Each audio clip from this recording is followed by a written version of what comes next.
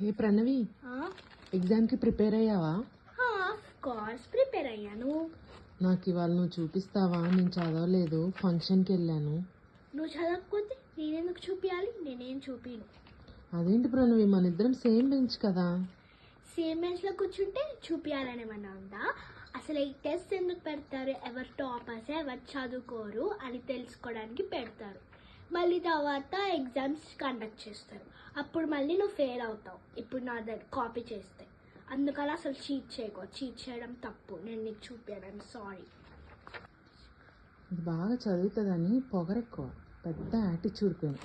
Hello, మీరు first bench నేను second bench. మీరు మాట్లాడేది నాకు వినిపించదు అని అనుకొని మీరు రోజు నా గురించి మాట్లాడుకుంటున్నారు. నేను రోజు వింటున్నా. ఉండండి, ఇప్పుడు టీచర్కి మీ గురించి కంప్లైంట్ చేస్తా.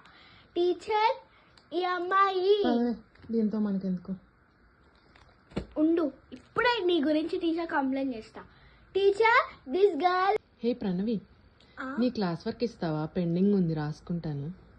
నా క్లాస్ ఒక అంటే నేను ఇవాళ చదువుకోవాలి, సో ఇవాళ ఇవ్వడం కుదరదు. సరే, నువ్వు చదువుకున్నాక చెప్పు, నేను అప్పుడు తీసుకుని రాసుకుంటా. అంటే నీకు ఒక విషయం చెప్పాలి. నువ్వు హ్యాండ్స్ వాష్ చేసుకోవు కదా, సో నీ డర్టీ హ్యాండ్స్ తోటి నా క్లాస్ వర్క్ని పట్టుకుంటే ఇది డర్టీగా అయిపోతుంది కదా, సో నేను ఇవ్వను.